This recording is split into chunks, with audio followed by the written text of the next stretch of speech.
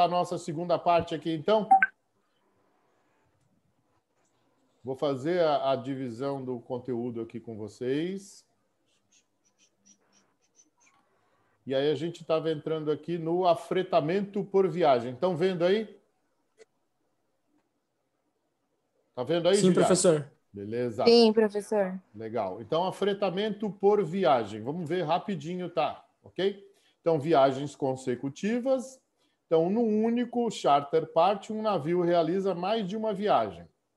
Sempre com o carregamento no afretamento por viagem, mas são viagens consecutivas, tá? Sempre com carregamento sempre com o carregamento na nova viagem ocorrendo em continuidade a descarga da viagem anterior. Olha só, é como se ele colocasse um navio atrás do outro, consecutivamente, até que toda a quantidade de carga contratada tenha sido transportada. Então, vamos supor, eu contratei 1 milhão de toneladas. E, por exemplo, o navio só cabem, num navio, o maior navio que eu afretei, cabem 250 mil toneladas. Então, eu tenho que fazer 4 viagens consecutivas, ou então arrumar um navio de 500 mil toneladas ou um navio de 1 milhão de toneladas. Ok? Deu para entender? Então, eu faço, no caso de 250 mil toneladas, eu faço 4 viagens consecutivas. As datas de carregamento das viagens consequentes à primeira podem ser em direta continuação ao fim da viagem anterior. Neste caso, o navio deve proceder diretamente e sem demoras para o porto de carregamento após zarpar do porto de descarga, ou em datas concordadas entre as partes. Então, é um único navio que leva 250 mil, descarrega, volta para pegar mais 250 mil, faz isso 4 vezes. E aí eu tenho aqui o COA, que é o contrato de afretamento, o compromisso do fretador de movimentar durante um determinado período um volume de carga entre determinadas áreas ou portos de cargas e descargas, sem que haja nomeação de um único navio para executá-lo. Neste caso, eu posso pôr 2 navios ou até 3 navios e o primeiro voltar para fazer a última viagem. É o que ele fala de contrato de afretamento para afretamento por viagem. A única diferença é que no primeiro, a viagem é feita por um único navio. Aqui eu posso fazer aquela quantidade de carga em 1, 2, 3 navios, mas ela não deixa de ser por viagem, porque eu contratei aquele montante, aquela carga. Um contrato é firmado entre as partes em padrão contratual ou não, estabelecendo os termos das condições. A cada embarque, há um novo afretamento por viagem, por exemplo. E o Voyage Charter, portanto, deve estar de acordo com o contrato de afretamento. Aí já começa a complicar, né, pessoal? Mas por que eu faço isso? Eu faço isso quando eu tenho pressa de entregar a carga. Então, se eu tenho 1 milhão de toneladas para entregar, mas eu contratei por viagem e o navio cabe 250 mil, o navio tem que levar 250 mil e voltar para pegar as próximas 250 mil. Se eu fizer o COA, eu posso pôr um outro navio na sequência. Não sei se vocês entenderam. Eu posso pôr o segundo navio já na sequência da saída do primeiro, sem necessariamente esperar que aquele primeiro vá lá, descarregar e volte.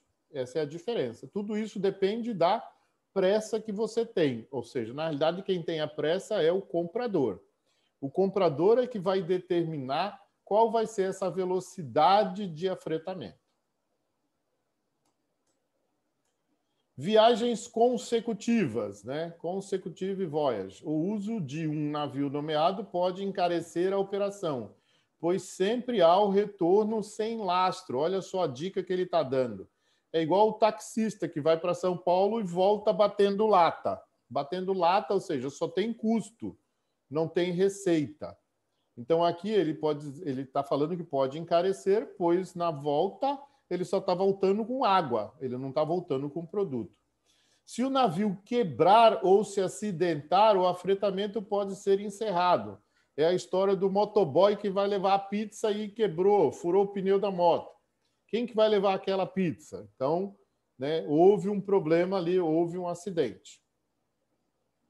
Então, o fretador tem que ficar se preocupando com a segurança, E o afretador tem que ficar se preocupando com o fluxo de caixa, certo? Dinheiro que entra, dinheiro que sai. Ele só vai receber o dinheiro quando a carga chegar lá, por exemplo. Não sei o que ele acertou com o vendedor, mas é nesse caso de afretamento. E nesse contrato que a gente falou de sequência, a possibilidade de utilizar mais de um navio próprio ou afretado reduz o custo operacional, porque eu consigo fazer 4 navios consecutivos, por exemplo. Caso haja problema com o navio nomeado para o determinado embarque, o fretador pode substituí-lo. Então, o fretador aqui nesse momento se preocupa com a flexibilidade, porque ele vai dispor de mais de um navio. E o afretador se preocupa com a economia. Ele está economizando, está reduzindo custos. Fluxo de caixa, turma, lembrando que fluxo de caixa é o dinheiro que entra e o dinheiro que sai. Então, o dinheiro que entra da venda do produto, o dinheiro que sai para pagar o contrato. Ele aqui está preocupado com isso. Será que eu vou ter dinheiro para pagar o navio que eu fretei? Ou, nesse caso aqui, é economia. Ele não vai esperar o navio ir lá, voltar batendo lata para pegar a próxima carga. Ele vai com vários navios. Tudo isso tem que fazer contas, tá, turma? E a gente vai mostrar já já uma tabelinha aqui para vocês. Voltando aqui, viagens consecutivas. As viagens consecutivas são uma alternativa ao afretamento por período quando o afretador apresenta reduzido fluxo de caixa.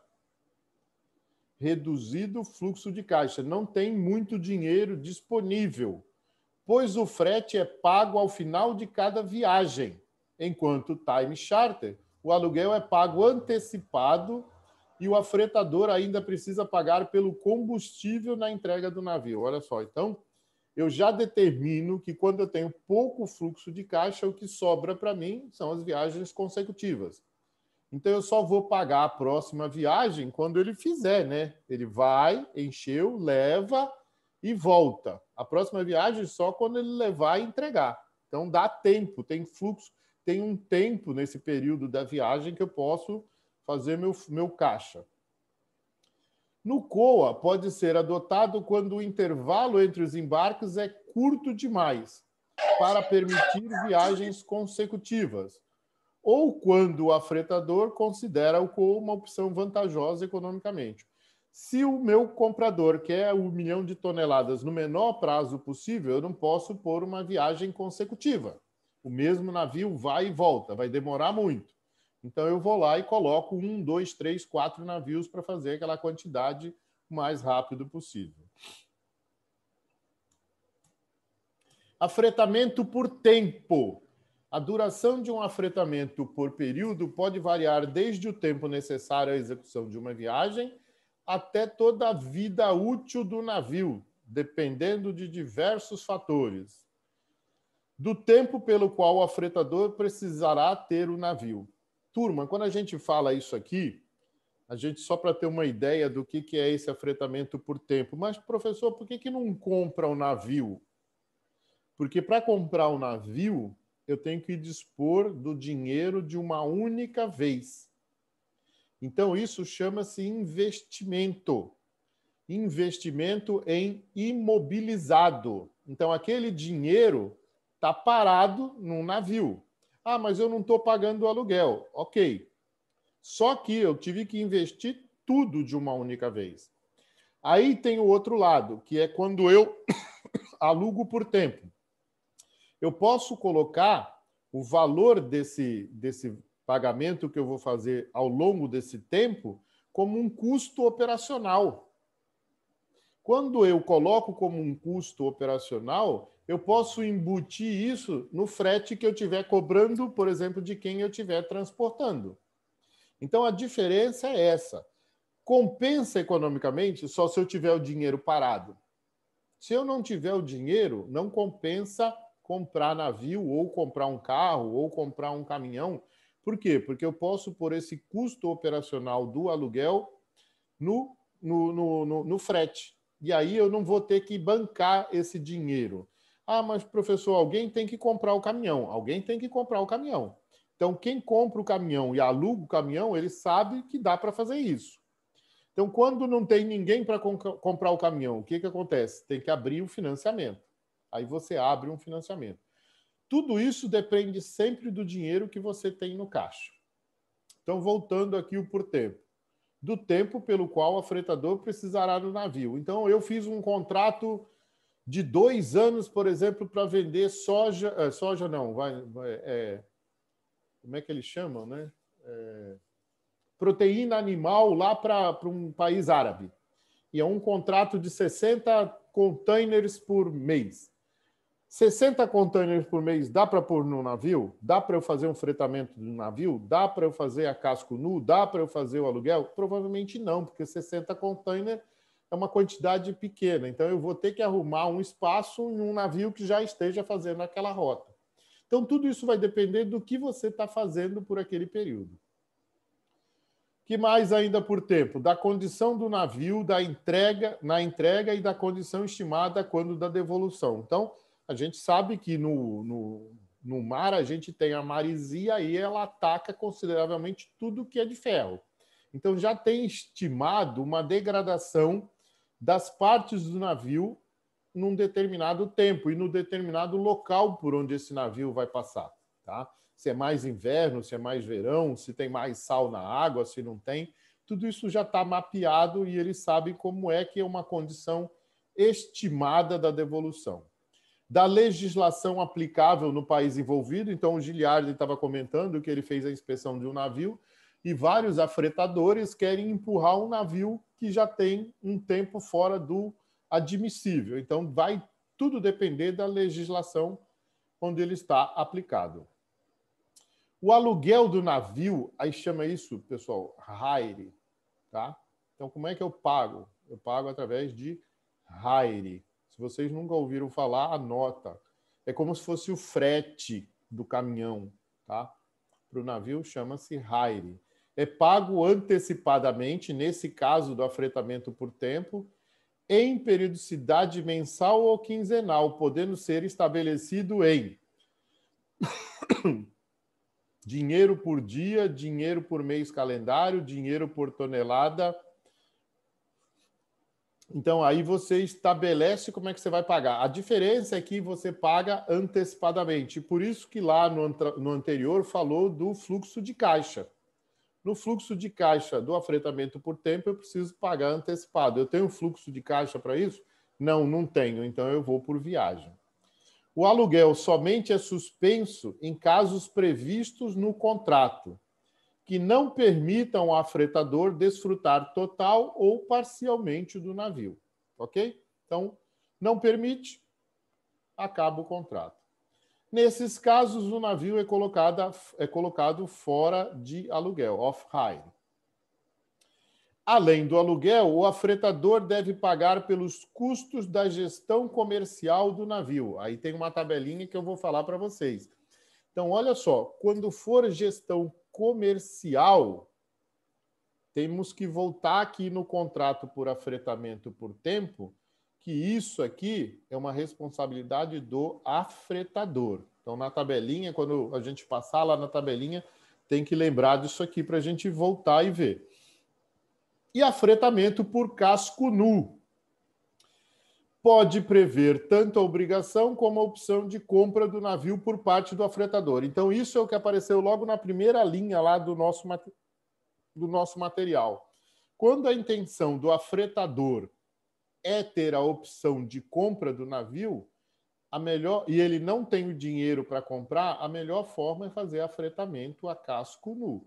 Então, há uma opção de compra do navio. Os formulários contratuais editados pela Binco e Barecom são os mais utilizados. Tá? Professor, surgiu um novo. Surgiu. Isso aqui é de 2018. Tá? Aí aqui fala dos contratos. Não vamos falar deles, não. Não vou entrar no mérito. Internacionalmente existe uma diferença entre os dois. Também não vou falar disso aqui. Ah, tá. Desculpa, não vou falar, não. Tenho que falar. No Barrett Boat Charter, o afretador escolhe os próprios empregados do navio. Então, tem essa diferença. No Demis Charter, o comandante e os tripulantes são designados pelo fretador. e os outros postos pelo afretador. Pessoal, não me perguntem por quê, por que existe essa regra, deve ser alguma coisa da navegação muito antiga que veio sendo atualizada e ficaram esses dois contratos. Nesse primeiro, o afretador coloca todos os empregados. No segundo, deve ter algum problema, alguma coisa automática nesse navio que ele não permite que o afretador coloque o comandante e os tripulantes. Mas o restante pode ser colocado. Deve ser alguma coisa de tecnologia aí, tá? Não sei a diferença exata desses dois, tá? No Brasil, uma lei de lá de 1997 não somente reconhece um único tipo de afretamento a casco nu, no qual o afretador tem o direito de designar o comandante e a tripulação do navio. Então, para o Brasil, na legislação brasileira, só vale o primeiro. Então, o Demis Charter deve ser usado em outros países. Quando o custo da construção está elevado, transportadores podem decidir afretar casco nu, navios, imediatamente disponíveis para suprir suas necessidades. A gente fala isso quando o custo do aço está muito alto. Então, o pessoal prefere, em vez de comprar navio, alugar navio. Essa operação apresenta diversas vantagens. Só rapidamente, tá? Não há investimento de capital, ou seja, eu não preciso dispor do meu dinheiro naquele momento para construir um navio. A operação pode ser iniciada imediatamente, ou seja, eu não preciso esperar o navio ficar pronto no estaleiro, sem a necessidade de esperar o tempo da construção. E caso queira comprar o navio, o transportador pode ter a opção de fazê-lo ao final do afretamento do casco nu. Então, parece que é uma boa jogada fazer afretamento por casco nu ao invés de comprar navio. Gestão náutica e comercial. Então, a gente falou lá atrás 2 ou 3 vezes. Então, nesses slides tem um quadrinho muito legal. O que é gestão náutica e o que é gestão comercial? Isso aqui é bom vocês saberem, tá? Eu não vou cobrar isso na TD3, mas é bom vocês saberem. Gestão náutica da embarcação é o controle efetivo pela empresa brasileira de navegação sobre a administração dos fatores relativos ao aprovisionamento, ou seja, tudo aquilo que eu tenho que provisionar para o navio, equipagens, navegação, estabilidade e manobra do navio, a segurança do pessoal e do material existente a bordo, a operação técnica em geral, ao cumprimento das normas nacionais e internacionais sobre segurança, prevenção da poluição do meio ambiente marinho e direito marítimo, e a manutenção apropriada da embarcação. Tem tudo a ver com o navio. Tudo aquilo que tem a ver com o navio é a gestão náutica. E a gestão comercial é o controle efetivo pela empresa, no caso, nós estamos falando de uma empresa brasileira, de navegação sobre a negociação de contratos de transporte ou de operações de apoio marítimo e portuário, inclusive a manobra, recebimento e entrega de cargas ou suprimentos, acondicionamento e estivagem a bordo, negociação e conclusão de contratos de afretamento, adimplemento das obrigações comerciais e assumida nas esferas públicas e privadas. Então, tem a ver com a carga. Então, a gestão náutica tem a ver com o navio. A gestão comercial tem a ver com a carga. Tudo aquilo que tem assim, necessidade de movimentação, de operação, de comercialização, de carga e descarga da própria carga, tudo isso é gestão comercial. Então, é aqui que eu vou receber dinheiro, é aqui que eu vou gerar receita, na gestão comercial. Na gestão do navio, eu só gero custo. E aí, a gestão comercial tem que pagar a gestão náutica. Alguém quer fazer alguma pergunta aí? Não, prof, por enquanto tá tranquilo. Tá tranquilo? Então, Também acho, professor. Isso aqui é bom vocês internalizarem, tá? A gestão náutica tem a ver com o equipamento chamado navio. A gestão comercial tem a ver com a carga, tem a ver com aquilo que eu estou transportando. Desculpa, não é só carga, né? Se for um navio de passageiros, tem a ver com as pessoas, tá? Nesse caso, troca carga por pessoas, ok? Gestão náutica e gestão comercial. Olha só essa tabelinha. Olha só essa tabelinha, turma. Gestão náutica e gestão comercial. Olha só que legal. No afretamento a casco nu, a gestão náutica e a gestão comercial é por conta do afretador. Então, toda a responsabilidade é do afretador. Tudo que tem a ver com o navio e tudo que tem a ver com a carga. No afretamento por período, tudo que tem a ver com o navio é do fretador, é do dono da embarcação. Tudo que tem a ver com a carga ou com as cargas, eu posso estar alugando um espaço do meu navio que eu contratei por período porque sobrou um espaço, eu que vou receber. Então, no afretamento por período, a gestão comercial é do afretador. E no afretamento por viagem, tanto a gestão náutica quanto a gestão comercial é feita pelo fretador. Olha só que legal, essa tabelinha, ela assim, resume quase tudo aquilo que a gente falou em termos de responsabilidade. O que eu preciso ter em mente é a diferença entre a gestão náutica e a gestão comercial. Tudo que tem a ver com a operação da carga ou com a operação do navio para a carga, né? Então, dos componentes do navio que tem a ver com a carga, é gestão comercial, porque eu estou cobrando um frete, tá? E tudo que tem a ver com a gestão náutica, ou seja, com o navio, com o equipamento chamado navio, gestão náutica é uma boa divisão aqui entre casco nu, período e por viagem. Eu acho essa tabelinha muito legal para quem vai operar ou para quem vai ter, né, sequências nessa afinidade dos navios, da navegação e da operação do navio. Responsabilidade de custos por gestão. Olha só, essa aqui também é legal.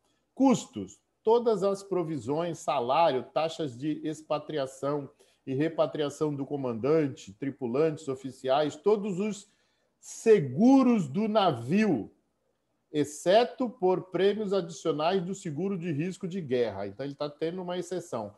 Falando em exceção, eu coloquei também junto do material para vocês um material lá da Porto Seguro que fala sobre gestão operacional, gestão das exceções, lá para vocês, se quiserem conhecer. Tá junto lá do material operacional. A gestão disso tudo aqui é náutica, porque tem a ver com navio. Por viagem, por tempo e por casco nu, a gente já viu no quadrinho anterior, tá? Por conta do fretador na viagem, por conta do fretador no tempo e por conta do afretador no casco nu. Todas as provisões e água para convés, cabine e casa de máquinas tem a ver com a gestão náutica. E aí é aquela divisão. Doca seca, vistorias, manutenção e reparo do navio, gestão náutica. Certificados de fumigação e desratização, náutica. Tudo tem a ver com navio, tá? Taxas de alfândega e impostos de importação surgidos a qualquer tempo durante o afretamento ser relacionados aos propósitos pessoais do comandante, oficial e tripulante, as provisões e aos próprios acima mencionados, que tem a ver com o navio, a gestão é náutica. Então, tudo que tem de custos é relacionado ao navio, é gestão náutica. Próximo deve ser o gestão comercial. Vamos lá? Ainda tem mais um gestão náutica aqui. Quaisquer montantes admissíveis em avaria grossas relativas a salário da tripulação, ou seja, de quem opera o navio, desde que referente ao período do contrato, é gestão náutica. todo combustível, ou seja, aquilo que eu vou usar para movimentar a carga, exceto para aquilo que é serviço doméstico. Rebocadores, práticos, taxa de agenciamento marítimo, custo portuário, comissões, despesas de carregamento e carga e descarga das cargas, taxa de canal, desde que esses não sejam incorridos, empregados ou consumidos enquanto o navio esteja fora do aluguel. Aí passa a ser uma gestão comercial, porque tem a ver com a movimentação da carga. Combustível consumido em esforço de avaria grossa, ou tributos e despesas relativas à carga e ao frete e outras que entrem em vigor após a celebração do contrato referente ao frete do navio. É gestão comercial. Então, tudo que tem a ver com a operação do navio, custos do navio diretamente envolvido com o navio, eles chamam de gestão náutica. Tudo aquilo que tem a ver com a carga é gestão comercial. Então, o afretador tem que ter sempre em mente qual que vale mais a pena, porque agora veio uma tabela que possibilita ele enxergar os custos por conta de cada uma das gestões. Então, no custo por viagem é por afretador, a grande maioria. No custo por tempo tem uma divisão e no custo casco nu é para o afretador. Decisão de afretamento. Turma, eu não sei se a gente vai conseguir ver isso até terminar o próximo horário, tá? Já são 22h21, faltam 8 minutos. A decisão do afretamento, ela é muito legal quando a gente, além dos custos, envolve esse modelo apresentado aqui, tá? O modelo apresentado é composto de processos relativamente simples e capazes de indicar a melhor estratégia de afretamento, considerando os aspectos econômicos e financeiros. Então, uma análise situacional tem uma certa responsabilidade. Então, ele vai ver essa responsabilidade nessa análise situacional. Análise de opções disponíveis. Casco nu. Ela é uma análise quantitativa. Ela é financeira. E a tomada de decisão é fazer o afretamento. Quando é casco nu, eu já sei, eu vou assumir toda a responsabilidade. Mas na contrapartida, além da gestão náutica, eu vou ter toda a gestão comercial, toda. Então eu posso fazer o que eu quiser. Então ela é quantitativa e financeira. Por período, turma, ela é o tempo que você quer. Então ele já considera uma análise geográfica e ela parte para uma competência chamada corporativa, porque ela vai ter que avaliar qual é a melhor condição, porque por período eu tenho gestão náutica de um lado e gestão comercial do outro.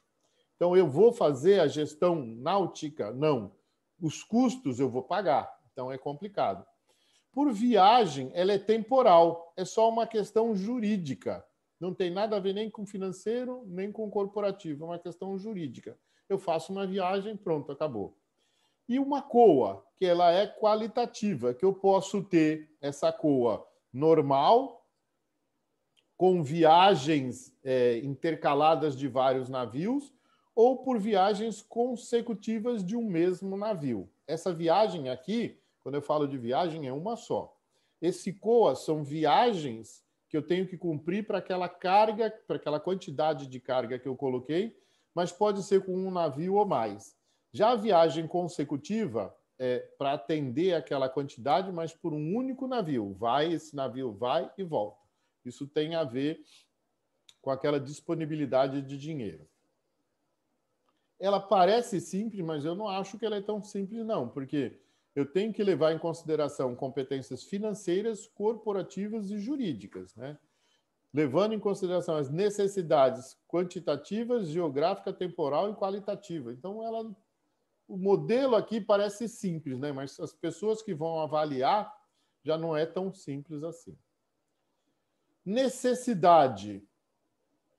Como é que eu enxergo a minha necessidade? Então, a primeira matriz, chamada dimensão quantitativa, geográfica e temporal.